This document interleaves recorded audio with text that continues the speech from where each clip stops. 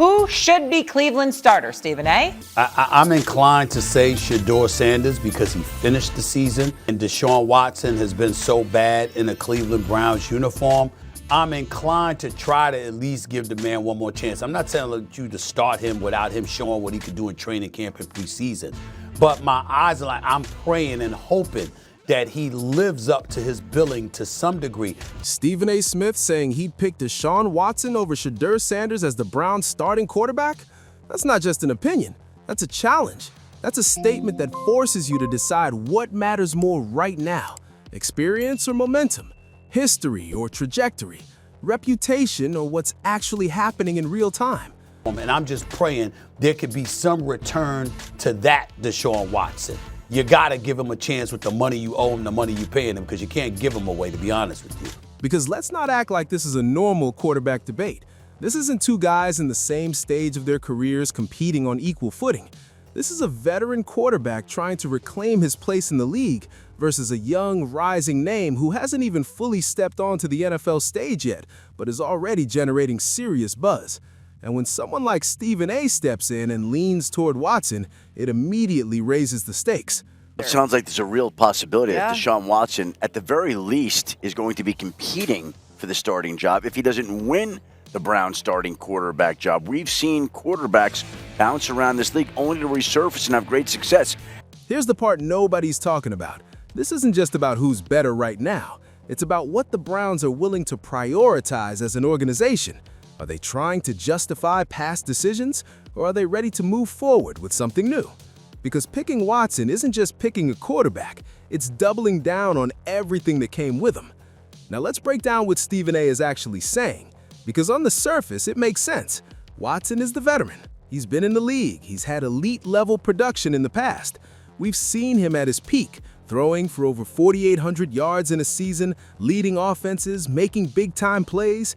That version of Watson, that guy is absolutely a starting quarterback in the NFL. No debate. If you're going to beat out Shedeur Sanders and they're going to try to tell you with serious earnest that you beat out Shedeur in this competition, there's no rust factor. But here's where things get complicated.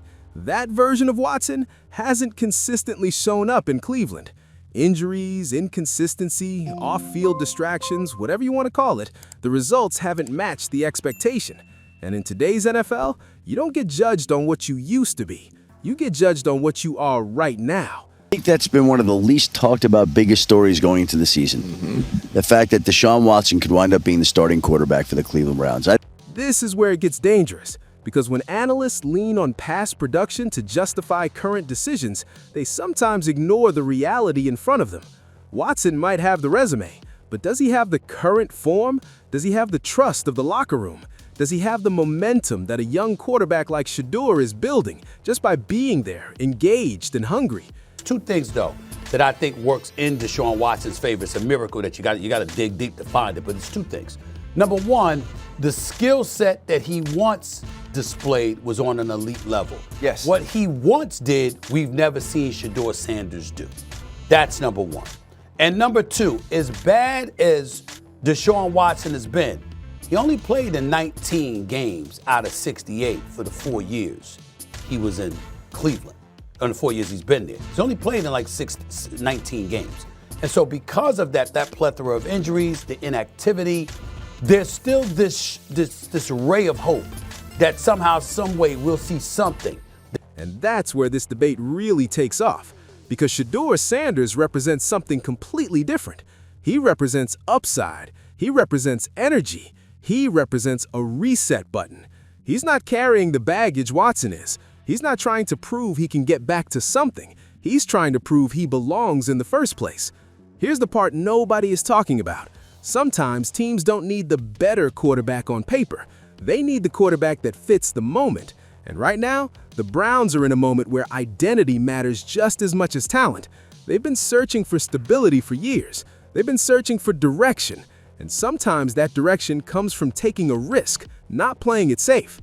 Now let's bring in what's actually happening behind the scenes, because this isn't just a media debate. Todd Monken is evaluating this quarterback room in real time. He's watching who shows up, who puts in the work, who builds relationships. And based on what's been coming out, Shedeur has been present. He's been in the building. He's been visible. Meanwhile, Watson has been in and out.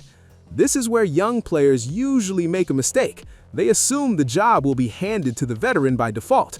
But that's not always how it works, especially with a new coaching staff. Monken doesn't owe Watson anything. He didn't bring him in, he didn't build his system around him. So if Shedeur comes in and outworks him, outprepares him, and earns trust faster, that gap can close quickly. I do know that Todd Monken says that they could perhaps go younger at the quarterback position. I forget if he said it at the combine or at the league meetings, which would lead me to believe that Deshaun Watson maybe will not be the start of this upcoming season. And let's not ignore the optics here, because they matter. If Shedeur is grinding every day and Watson is perceived as less consistent in his presence, that creates a narrative. And narratives in the NFL, they stick. They influence decisions, whether teams admit it or not. This is where it gets dangerous, because once a young quarterback starts gaining momentum, it becomes harder to justify holding him back. Fans start asking questions, media starts pushing narratives, locker rooms start noticing. And suddenly, what started as a safe decision to go with the veteran becomes a controversial one. Upside down, and now he's trying to make it back. And we'll see whether or not he can, but he clearly is in the competition and in the running to become the Browns' starting quarterback this season. Now zoom out for a second, because this isn't just about the Browns. This is happening across the league. Young quarterbacks are taking over faster than ever. Teams are more willing to move on from veterans if they see potential in someone new. The patience for rebuilding through experience is shrinking. It's about upside now. It's about ceiling. Look at what's happening in other quarterback rooms. Teams are drafting guys and playing them immediately. They're not waiting 2 or 3 years. They're not sitting them behind veterans unless there's a clear reason. And if the Browns decide to stick with Watson while Shedeur is showing signs of readiness, they're going against that trend. Here's the part nobody is talking about. This decision could define the next 5 years for Cleveland. If Watson works out, great. You stabilize the position with a proven player. But if he doesn't, and you passed on a younger option who could have developed into something special, that's a mistake that lingers. Having said that, however, I left there not having a great handle on whether the lean is towards Deshaun or Shedeur right now. I think they're really going to take a look at it and let the best man win. And let's be real, this isn't just about football. This is about perception. The Browns have invested heavily in Watson, financially, emotionally, organizationally. Moving away from him, even partially, feels like admitting something didn't go as planned. And teams don't like doing that. This is where it gets dangerous, because ego can creep into decision-making. Not player ego, organizational ego. The need to be right, the need to justify past moves. And when that happens, teams sometimes hold on to situations longer than they should. Now let's bring it back to Stephen A., because his take isn't random. He's reflecting a mindset that still exists in parts of the NFL. The belief that experience should always outweigh potential, that if a guy has done it before, he deserves the benefit of the doubt. And to an extent, that's fair. Experience matters, it does. But it's not everything, especially when the gap between past performance and current reality starts to widen. This is where young players usually make a mistake. They think they just need to be better than the veteran to win the job. That's not true. They need to be significantly better. They need to remove all doubt, because the default setting in the NFL still leans toward experience unless someone forces a change. So the question becomes, can Shedeur Sanders force that change? Can he make it impossible for Monken to ignore him? Because if he can, this debate shifts quickly. It goes from should he start to how can you not start him? Now, let's connect this to the bigger legacy angle, because that's where this really matters. For Watson, this is about redemption. It's about proving he can still be the player he once was. It's about rewriting his narrative in Cleveland. And if he loses the starting job to a younger quarterback, that narrative takes another hit. For Shedeur, this is about arrival. It's about proving that the hype is real, that he can transition from college star to NFL leader. And if he wins this job, even temporarily, it changes how he's viewed across the league. And for the Browns, this is about identity. Are they a team that clings to the past or a team that embraces the future? Are they building around what was or what could be? This is where it gets dangerous, because there's no safe answer. If you go with Watson and it fails, you look stubborn. If you go with Shedeur and he struggles, you look impatient. Either way, you're taking a risk.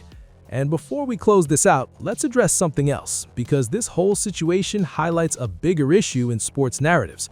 the way certain players control their image versus how others are judged. And yeah, this is where the LeBron comparison comes in. Because we've seen what happens when a player spends years shaping every narrative, controlling every storyline, making sure the perception always leans positive.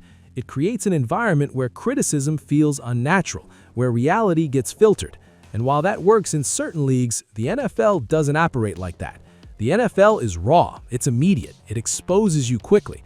And if you're not producing, no amount of narrative control can protect you. That's why this Watson versus Shedeur debate feels so real, because it's not about branding, it's about performance, presence, and timing. So now we're left with the real question, and it's one that's going to divide people all season long. Is Stephen A. right to lean on experience and pick Deshaun Watson as the Browns starter? Or is he missing the moment, missing the shift, and underestimating what Shedeur Sanders could bring right now?